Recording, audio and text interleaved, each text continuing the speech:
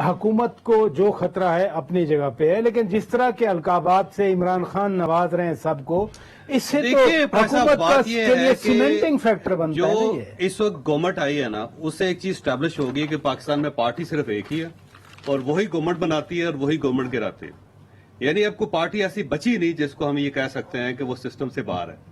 لہذا اپوزیشن بھی ایک ہی پارٹی کے اور گورنمنٹ بھی ایک ہی پارٹی کے، اور اس گورنمنٹ کے اندر 12 پارٹی ہیں. لہذا کوئی پارٹی اب پاکستان میں بچی نہیں جس کو کہا جا سکے کہ یہ اینٹی اسٹیٹ ہے یا اینٹی اسٹیبلشمنٹ ہے.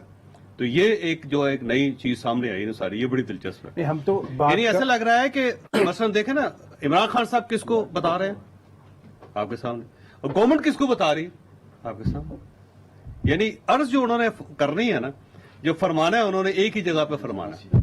لہٰذا یہ چیز اس کو آپ ذہن میں رکھیں سارا. باقی سر یہ گورنمنٹ جو ہے نا، یہ گورنمنٹ خوف کے عالم میں پیدا ہوئی.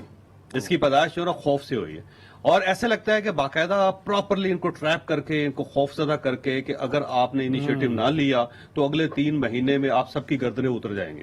تو آپ صرف دھڑ کے ساتھ ادھر گلیوں کے اندر گھوم پھر رہے ہوں گے. اگر آپ نے اپنی گردن بچانی ہے تو فوری طور پہ اس ٹانگے پہ چڑھ جائیں.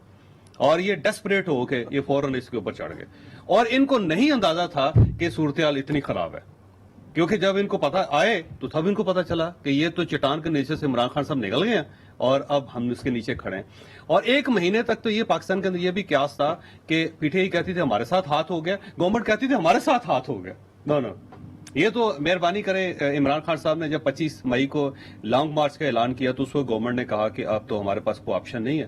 تو اس وقت انہوں نے پیٹرول کی قیمت میں اضافہ کیا، آئی ایم ایف کے ساتھ مذاکرات ہوئے اور اس کے بعد جا کے یہ انہوں نے اسٹیبل ہونا شروع کیا. لیکن پاکستان میں گورنمنٹ اسٹیبل نہیں ہے. یاد رکھیں 2-3 مہینے کہتے ہیں، 2-3 مہینے اگلے اس کے اندر کچھ نہ کچھ ڈیسیژن ہو جائے گا.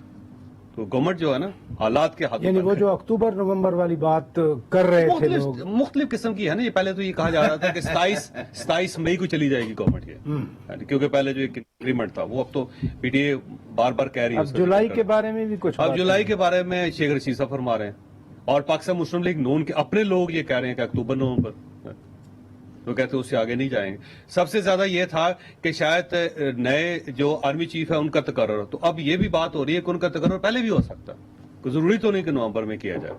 لہٰذا کئی آپشنز ہیں. اور میاں شہباز شریف صاحب وہ کہتے ہیں کہ اگست تک چلے گی، اگلے سال اگست 2023 تک. وہ کہتے ہیں اتحادیوں نے فیصلہ کر لیا. کئی اتحادی کس کے ہوں اس وقت، ان کو سمجھ نہیں آ رہی کہ ہم کیا کریں. لیکن یہ یاد رکھیے گا کہ ایم کیو ایم جو ہے نا، ایم کیو ایم بڑی مین پارٹی ہے، کیونکہ اس نے کراچی کے اندر سیاست کرنی ہے، حیدرآباد کے اندر سیاست کرنی ہے. جس طرح وہ عمران خان صاحب کے ساتھ کراچی میں، حیدرآباد میں سیاست نہیں کر سکتے تو بالکل اسی طرح وہ پاکستان پیپلز پارٹی کے ساتھ نہیں کر سکتے. لہٰذا جس دن ایم کیو ایم کھسکی نا، آپ یہ سمجھے اس دن یہ سارا سیٹ اپ جا رہا ہے، پھر نئے الیکشن کی طرف جا رہے ہیں. کیونکہ اب وہ پاکستان پیپلز پارٹی کے اتحادی بن کے تو الیکشن نہیں لڑ سکتے. وہ کیسے لڑیں گے؟